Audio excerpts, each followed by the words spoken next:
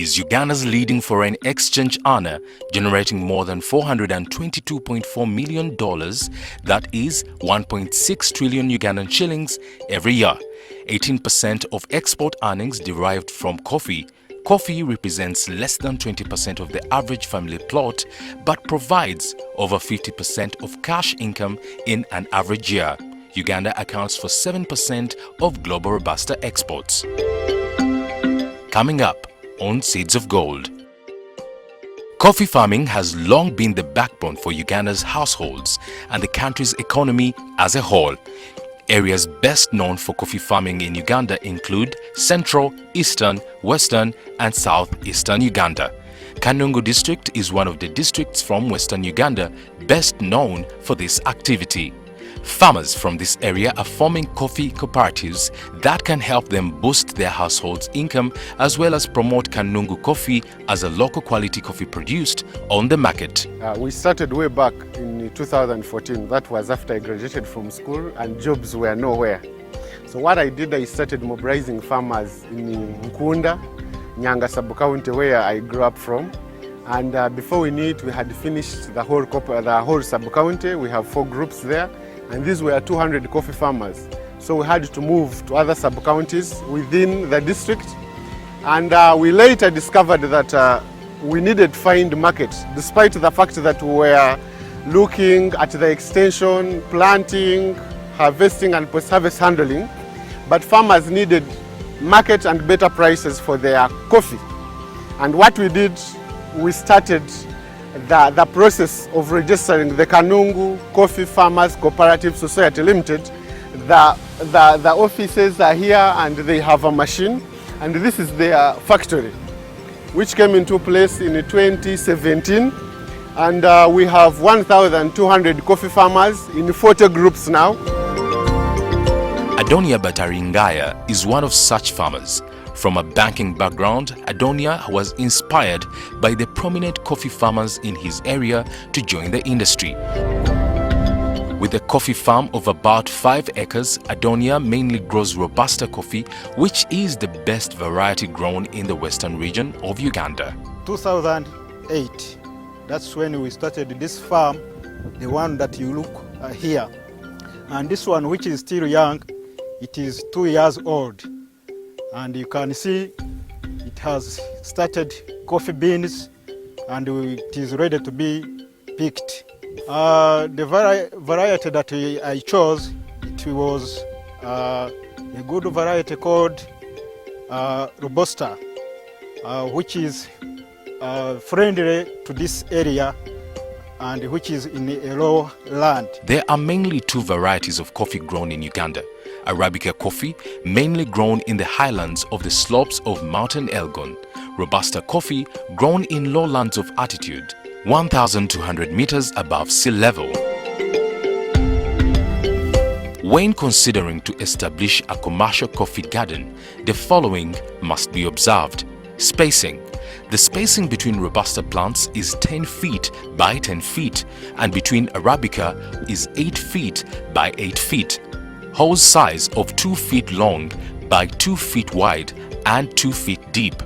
While digging the holes, heap the top soil on one side and bottom soil on another side. Add manure to the dug out soil and return it into the hose.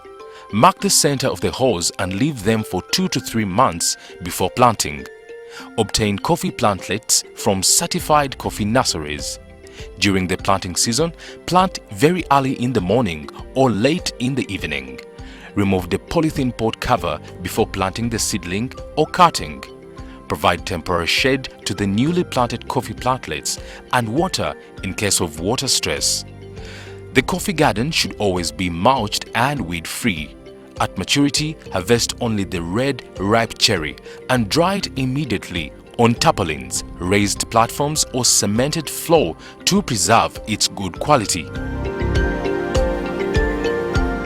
1 acre should be able to accommodate between 450 to 600 plants with the right spacing. To start your garden, you prepare your garden, you clear the bush, the stumps, the trees, and you start clearing. After clearing the garden, you dig the holes that measures 2 feet by 2 feet.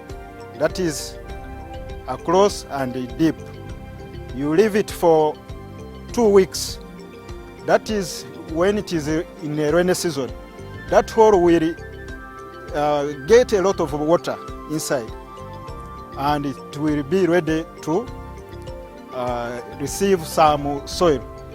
When you are digging that hole, you remove the top soil, which is loam soil. You put it on the right side. Then deep, there is that red soil. You put it on the left side. Then when it is ready, when the seedlings are ready, you bring your seedlings. Meanwhile, before you bring your seedlings, you recover that hole, or which you dug 2 feet by 2 feet. You cover it with the loam soil and black soil, and you put a stick in the middle where you will put your seedling, which is ready for planting. Then you leave it for another 2 weeks, that soil to stabilize, where you covered that hole. Then you bring your goat manure droppings. You cover with 2 basins around that hole. You don't put in the middle of that hole. You put it on the side of the hole. Then you bring your seedlings. You put it in the middle where you put a stick of that hole. You plant it. Then you cover that plant with some small grass on top. It doesn't touch the seedling, the grass. You just bring some sticks, you put them aside, you cover the plant for 2 weeks again. Then after 2 weeks, the seedlings will have become friendly to the environment. You remove that grass. Then after removing the grass, you can plant friendly crops like beans, which are leguminous. They fix nitrogen to the soil for at least 3 seasons. The coffee plants will have grown, and you start mulching for those after 3 seasons. Robusta coffee takes about 3 years to start flowering. The flowers are of a white, bright color, and within the 3rd year, the flowers will turn into green coffee berries. The berries will then turn to a red color as an indication of ready to harvest. Harvesting is done in 2 seasons every year. Season that we make, it is 2 seasons in a year. And when the coffee is ready, it shows red color, which is ready to be picked. The moment you touch the red coffee, which is red, it comes out from its tree very quickly. And you can see if it is ready, it starts dropping down. That means that it is ready to be picked.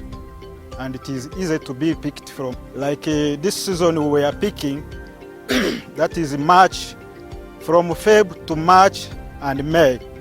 Then November, December. Those are the 2 seasons. When the season is okay, without a lot of sunshine, the coffee will be too much in the gardens. When coffee is looked at well, that is, you apply organic manure and mulch. Even if it is 1 acre, you will get a good harvest, like 6 to 10 bags.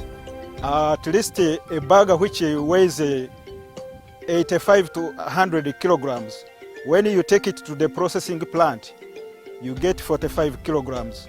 And 45 kilograms, when you multiply it to a price of 4,200, you get like 250 to 350 from 1 bag.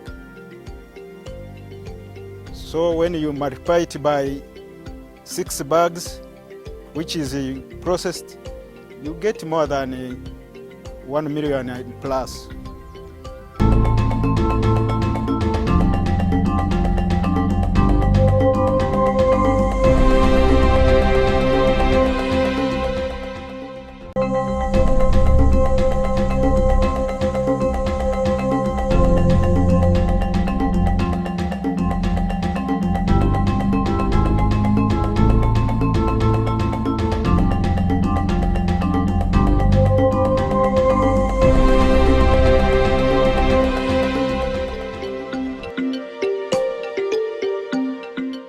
After harvesting, coffee is taken to a processing machine where it is threshed, dried to a desirable moisture content, winnowed, and packed to be transported to Kampala. It is then roasted and given more value for money as coffee ready to consume in your cup. The last 4 years, we've been advocating for quality coffee. We've been advocating for the coffee that is duster-free, it has no metals in, it has no stones in. So when it is brought, when it is put up, before it is powered into the machine, the guy monitoring that process must test to see whether this farmer brought the dried beans, because you will discover that some farmers actually want money, they want to bring pre-dried coffee. They don't want this coffee that has been dried because they think bringing here coffee that is not well dried means more kilograms, more money. But we are saying no, that one is not good, it damages the machine. So he must check whether there are metals, there are stones before he powers in. But we are saying our farmers must bring here quality coffee. We are saying our farmers must not only bring quality coffee, but it must be dried. So as you've seen, there are some sacks that were on pallets up. Those ones were sorted by women. They are about 5 tons. And they are sorted by our women who come here and sort to make sure the catch coffee is one side, then the black beans coffee is one side, so that we can satisfy our market and have a constant supply to people who want to buy now. Right here, we don't have an automatic machine that sorts coffee. But we are using women, and we are using these wire meshes. There is a process we use here, and when we accumulate coffee, we invite those women. What we do, we put it on a mesh, or we even use this winnowing, traditional winnowing, so that the leftovers of the husks that might have escaped to the coffee are removed. Then the black beans, they don't encourage our cup to taste very well. So what we do, as you say, it is very important, actually very important, to make sure that coffee here is sorted, because we don't have an automatic machine sorter. So what we do, we sort using our hands, using women, using our own eyes, and we just sort as if we are sorting beans. Then we just make sure that the catch beans are one side. Those ones are the ones that fetch bigger prices, because you discover that ripe coffee, which is harvested at the right time, one, the beans are bigger, that is around screen 18 or 16, and the beans look catch, they are catch in color. So what we do is that after sorting, we have a special price for the sorted coffee, and then this one that is not sorted, it is anything. They can make it, for example, if the price of coffee, for example, now is 4,200 per kilo, now that one which is maybe that has black beans or rejects, it may go to around 2,900 or 800. So this one with more catch coffee fetches more prices. As Kanungu Coffee Farmers Cooperative Society, producing good quality organic coffee is top priority. With the help of one enthusiastic farmer, the cooperative has so far been able to come up with an aromatic locally roasted coffee. This is Chigez Coffee, and Chigez Coffee is the first brand we've made, and we got these coffee beans from the farm of a farmer called Bikorwa, and we had to sort it according to how we must, so that the final cup tastes good. And we are using this for coffee tourism. What we do is that when tourists come, we take them around the gardens of our coffee farmers, so that they see the coffee they drink, where it comes from. And we sell this packet at 15,000. So for every kilogram, it has 250 grams times 4 to make 1 kilogram. So that means that we get 60,000 from 1 kilogram of roasted coffee at the end. So you can see how coffee is profitable for a country like Uganda. So this brand was developed, one, to promote coffee tourism, but also to promote domestic coffee consumption. Even with a low level of formal education, Muzeyi Bikorwa is championing organic Robusta coffee farming in Kanungu, helping farmers acquire knowledge from his experience. Omwani n'ekishingwa ekitalikira kuteganisibwa omushana muno nk'ebindi. Abo kuba n'obw'enjura y'okukyerererwa ahera agwerenesha ngo omwani gukyabasa kufayo muno nga kubaho. Kandi ekindi, omu bihingwa bingi bitwine kuno, tine chingwa ekiri kwise 10 kilo konka kunuya umwena baba gushazire nka hati nigubane kwate 12 ebichori obibene bigura za 5 umuhinji wo mwana be naguza kiri 5 agule bichori biri kubasa kumulisa mwe no mwana ekintu kikuru munonga na munonga umuryo gumwanya gwa paka kandi ekindi ekiri kutusasa abantu bingi bahingira emiti kandi bajihinga mu mwanya eri kubasa kwera mu mwanya mwene waza kubalira emiti yo kubasa kusharurira myaka 15 hamwe n'umwana ugoro kubasa kusharurira myaka 18 nora ngoje neberi rosi yamani wata itakawari tamwe imiti kandi tashimire kuba neza zibe kiri kwerukayo nece bey